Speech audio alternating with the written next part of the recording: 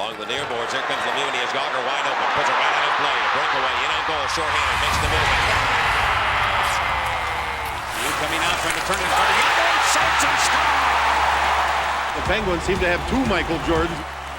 The winter of 2017 marked what appeared to be the final chapter of Jaromír Jágr's illustrious NHL career. On December 31st, as the Calgary Flames played against the Chicago Blackhawks, few realized they were witnessing the last time the legendary Czech would grace NHL ice. At 45 years old, Jagr had defied time and expectations, playing in the world's most competitive hockey league well past the age when most players had long retired to broadcasting booths or coaching positions. But for Jagr, this wasn't an ending. It was merely a transition. Jagr's final NHL season wasn't the storybook ending many had hoped for. After signing a one-year contract with the Calgary Flames in October 2017, injuries limited him to just 22 games, where he managed only a single goal and 6 assists. For a player who once dominated scoring charts and had amassed 1,921 career points, second only to Wayne Gretzky, these numbers were uncharacteristic. By January 2018, the Flames placed Jagr on waivers, effectively ending his run in the NHL. This quiet departure stood in stark contrast to the fanfare that had followed him throughout his career spanning 9 different NHL franchises. There were no retirement ceremonies, no farewell tours, just a simple transaction wire notice. But anyone who knew Jagr understood this wasn't the end. Just days after clearing waivers, Jagr made a decision that surprised few who knew him well. He returned to HC Kladno, his hometown club in the Czech Republic. This wasn't merely a sentimental homecoming. Years earlier, Jagr had purchased a majority stake in the team, becoming its owner while still playing in the NHL. Now, he would serve as both owner and player. HC Kladno wasn't in the Czech Extraliga, the country's top league, at the time of Jagr's return, having been relegated to the second division. Jagr's mission became clear: help restore his beloved hometown team to its former glory. Despite being in his mid-40s, Jagr immediately became a key contributor, providing essential leadership on and off the ice. In his first partial season back with Kladno in 2017-18, Jagr played in 23 games and recorded 4 goals with 8 assists. While these numbers might seem modest by his historic standards, they represented significant production for a player approaching 50 in a professional league. The 2018-19 season proved pivotal for both Jagr and HC Kladno. Despite dealing with various injuries that limited his playing time, Jagr contributed crucial performances in the promotion playoffs. His leadership and occasional flashes of brilliance, moments that reminded fans of his dominant NHL days, helped Kladno secure promotion back to the Extraliga. This achievement represented more than just athletic success for Jagr. As owner, he had invested significant financial resources into the club. As a hometown hero, he carried the hopes and pride of an entire community. The promotion meant economic stability for the organization and restored prestige for Kladno hockey. Upon returning to the top Czech league, Jagr continued to play regularly despite his advancing age. The 2019-20 season saw him appear in 38 games for Kladno, scoring 15 goals and adding 14 assists. Remarkable production for a player now in his late 40s competing against professionals often half his age. What enabled Jagr to continue playing professional hockey well into his 50s wasn't merely natural talent. It was his legendary work ethic and unconventional training methods that had defined his entire career. The stories of Jagr's commitment to physical conditioning are legendary. Since childhood, when he reportedly performed 1,000 squats daily as a 7-year-old, Jagr had always approached training with almost mystical dedication. Throughout his post-NHL years, this commitment only intensified. Former NHL teammates often shared anecdotes of Jagr's peculiar habits: midnight skating sessions wearing a weighted vest, ankle weights during practices, and exercise routines at bizarre hours. One famous story from his Philadelphia days involved teammates returning from a night out at 3 a.m., only to find Jagr preparing for a pre-dawn workout, behavior that continued well into his 40s. In Kladno, these habits persisted. Local players would marvel at finding the arena lights on at odd hours, with Jagr alone on the ice or in the weight room. The only difference between me at 25 and me at 45 is that I have to work twice as hard to get the same results, Jagr once remarked. This philosophy has carried him through years that would have been retirement decades for almost any other player. Beyond his on-ice contributions, Jágr's return to the Czech Republic elevated him from sports star to cultural institution. His signature mullet hairstyle, which had been his trademark since the early 1990s, became fashionable again among young Czech hockey players. His number 68, chosen to commemorate the 1968 Prague Spring and subsequent Soviet invasion of Czechoslovakia, carried powerful symbolic meaning in his homeland. Attendance at Kladno games surged after his return. Visiting arenas throughout the Czech Republic would sell out whenever Kladno came to town, with fans of all ages and team affiliations hoping to catch a glimpse of the living legend. This Jágr effect provided an economic boost not just to his club, but to Czech hockey as a whole. As an owner, Jágr faced challenges that went beyond athletic performance.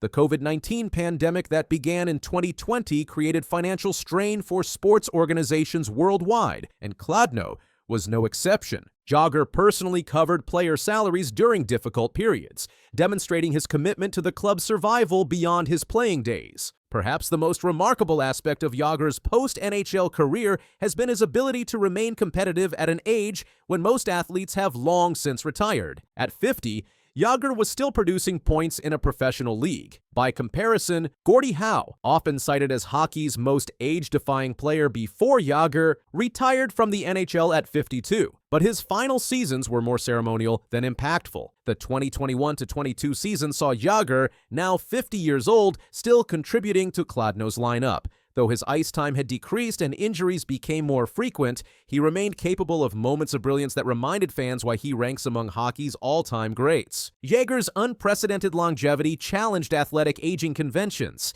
His lower body strength, adaptive playing style, and recovery techniques allowed him to extend his career decades beyond expectations. While his NHL achievements alone secure his legacy, 5 scoring titles, 2 Stanley Cups, Olympic gold, and ranking second all-time in points, his post-NHL career added new dimensions. By returning to rebuild his hometown team, Jágr demonstrated rare loyalty in professional sports. Playing competitively into his 50s redefined possibilities for aging athletes, while mentoring younger Czech players ensures his impact continues. When asked about retirement, he jokes, "I can't retire yet. I still owe money to my father, who is financing the team." This humor reveals a deeper truth. Hockey isn't merely Jágr's profession, but his lifetime commitment. The boy who once did 1,000 daily squats has become a living legend whose passion transcends boundaries, even time itself. I have tried to look like Lucy. I even use the same beauty cream Lucy uses, but nothing works. You know that ugly skin on your elbows? She made America laugh for decades, but behind that iconic red hair and infectious smile lay a woman haunted by her past and fighting for dignity in her final chapter. Lucille Ball, the queen of comedy who conquered Hollywood and built an entertainment empire, faced a heartbreaking descent in her twilight years that few fans ever witnessed. What really happened to Lucy in those final years? Was it the curse of fame, the ghost of a tumultuous marriage, or something even darker lurking beneath the surface of her picture-perfect public image? Tonight, we reveal the shocking truth behind America's favorite redhead's last days, a tale of faded glory, broken dreams, and one final, desperate attempt to reclaim the spotlight that once adored her. By the 1980s, Lucille Ball was no longer the unstoppable force who had revolutionized television. The woman who once ruled the airwaves with I Love Lucy and built Desilu Productions into a powerhouse that gave us everything from Star Trek to Mission Impossible was now struggling to remain relevant in a rapidly changing entertainment landscape. Her phenomenal success seemed like ancient history. The woman who had become the first female head of a major television production company was now watching her influence wane year by year. Her legendary perfectionism, once her greatest asset, had become an obstacle in an industry increasingly dominated by younger executives and changing audience tastes. In 1986, ABC offered Lucille what seemed like a golden opportunity, a new sitcom called Life with Lucy. The network, believing in the enduring power of the Lucy brand, took the unprecedented step of giving her complete creative control without even requesting a pilot. It was a level of trust that reflected her legendary status. But what should have been a triumphant return became a devastating blow. Life with Lucy was savaged by critics and rejected by audiences who couldn't reconcile this aging performer with the vibrant comedian they remembered. After just 8 episodes, ABC pulled the plug in a humiliating public cancellation. It was devastating for her, recalled a close friend who witnessed Lucy's reaction to the show's failure. She had built her entire identity around being America's favorite television star. When that was taken away, she didn't know who she was anymore. The professional disappointment would have been difficult enough for anyone to bear, but for Lucille Ball, it was compounded by painful personal losses that left her increasingly isolated.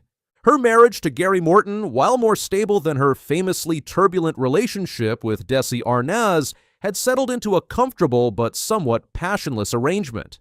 Friends described it as more of a business partnership than a romance in later years. Gary managed Lucy's career and provided stability, but the fire that had characterized her relationship with Desi, for better or worse, was noticeably absent. Yet despite their divorce decades earlier, Desi remained the great love of Lucy's life. Their relationship defied conventional understanding, a passionate, creative partnership torn apart by alcoholism, infidelity, and the pressures of building an entertainment empire, yet bound by an unbreakable emotional connection that lasted until Desi's death. "I once sat down with Lucy when she was 66, recalled a journalist who interviewed her. "Just mentioning Desi brought back a flood of emotions. When Desi and I got married, we had nothing," she told me, her voice heavy with emotion. "He was just this kid with a band in New York. We built everything together." When Desi Arnaz died of lung cancer in 1986, Lucy was devastated. Their final phone conversation, where he told her, "I love you too, honey," became a bittersweet memory she clung to. Though they had been divorced for 26 years, his death left a void that nothing could fill. "It was as if part of her died with him," said one longtime associate. "They had this connection that transcended their marriage, their divorce, everything. Without him, even at a distance, she seemed lost." As Lucy entered her late 70s, her health began to deteriorate in ways that were particularly cruel for a woman whose physical comedy had been her trademark. The performer who had masterfully controlled every muscle in her expressive face now found her body betraying her. In 1988, Lucy suffered a heart attack that required emergency surgery. The procedure was successful, but recovery was slow and difficult. For a woman who had always prided herself on her energy and vitality, the physical limitations of aging were especially difficult to accept. She hated showing weakness, recalled her daughter, Lucy Arnaz. "Mom was always the strongest person in any room. When her body started to fail her, she fought against it with everything she had." Her declining health forced her to confront her mortality in ways that troubled the fiercely independent star. Friends noticed she became increasingly preoccupied with her legacy, often reviewing old episodes and memorabilia from her glory days. The contrast between the vibrant performer on screen and the aging woman watching those performances was a source of both pride and profound sadness. On March 29, 1989, Lucille Ball made her final public appearance at the 61st Academy Awards. The audience erupted in a spontaneous standing ovation, a genuine outpouring of love for the woman who had transformed American entertainment for generations. Yet behind her brave smile, those closest to her saw something the cameras missed. Pain and exhaustion etched across her face. Lucy had been reluctant to appear at all, painfully conscious of her frailty and deeply concerned about how she would be perceived by millions of viewers. She was terrified of being seen as old or irrelevant, recalled a friend who helped prepare her for the event. Lucy spent her entire career in control of how people saw her, and aging took that control away. That night at the Oscars, she knew it might be the last time the public saw her, and she was determined to leave them with a memory of elegance, not decline. It took considerable persuasion from her family to convince her to attend, but true to form, she summoned the strength to make one final bow before her adoring public. The applause that night seemed to acknowledge not just her comedic genius, but her pioneering role in television history. Just weeks later, on April 18th, Lucy experienced severe chest pains and was rushed to Cedars-Sinai Medical Center. Doctors discovered a dissecting aortic aneurysm, requiring immediate surgery. The initial 7-hour procedure seemed successful, giving her loved ones a moment of hope. But on April 26th, complications arose when Lucy awoke with excruciating back pain. She soon lost consciousness and died at 5:47 a.m. from a ruptured abdominal aortic aneurysm at the age of 77. What many of Lucy's fans never knew was how deeply she struggled with the loss of her creative outlet in her final years. Television had not just been her career, it had been her primary means of self-expression and connection with the world. Lucy didn't know how to live without performing, said one longtime colleague. She never developed hobbies or interests outside of work. Entertainment wasn't what she did, it was who she was. This singular focus had served her well during her meteoric rise, but left her vulnerable when opportunities dried up. Unlike some of her contemporaries who gracefully transitioned to elder statesperson roles or found fulfillment in philanthropy or family life, Lucy continued to measure her worth primarily by her ability to command an audience. I'd like to talk to someone, please. I'm Peter Venkman. May I help you?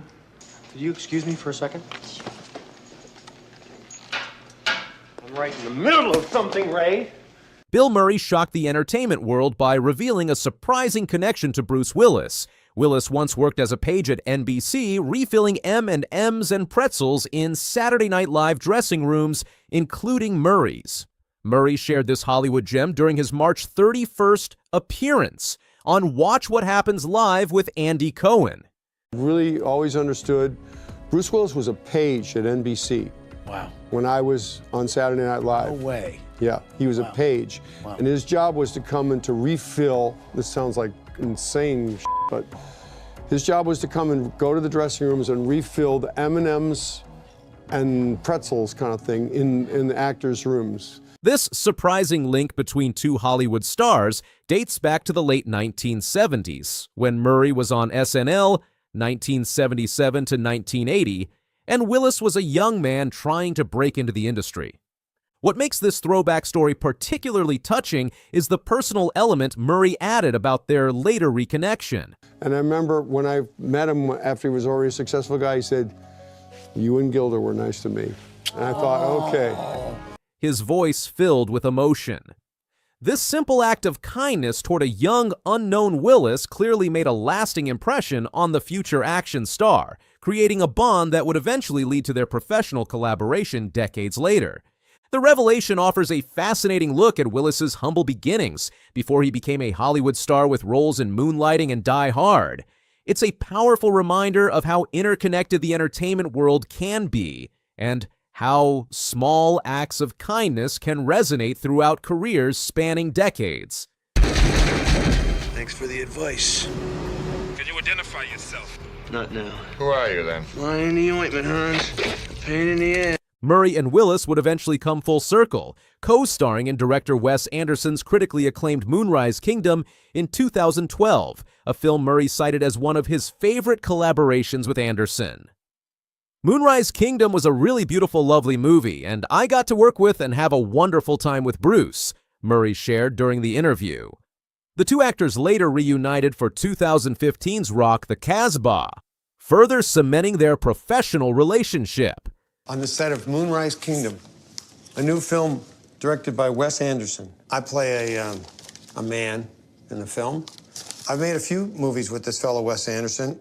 He's a nice guy. He's made some good movies. Murray's admiration for Willis was evident throughout the interview as he spoke warmly about his friend, who is currently battling frontotemporal dementia. Bruce Willis is a good guy, a good guy. He was a good friend, Murray said with genuine affection. This heartfelt tribute comes at a poignant time, as Willis recently celebrated his 70th birthday surrounded by family, including ex-wife Demi Moore and their 3 daughters. This unexpected connection between Murray and Willis wasn't just one-sided. In a 2015 Today Show appearance promoting Rock the Casbah, Willis expressed his own admiration for Murray, calling the film his best movie, and praising Murray's performance. He is terrific in this picture, just crazy. I think people who know him from some of his iconic roles in the past think he is a wild man at all times, and yet, when I've been around him, he has a much more serious side. The story of their early encounter serves as a reminder of the unpredictable nature of success in Hollywood. Willis, who would later return to SNL as a host in both 1989 and 2013, had no way of knowing as he restocked snacks in the dressing rooms that he would one day be on that same stage as one of the industry's biggest stars.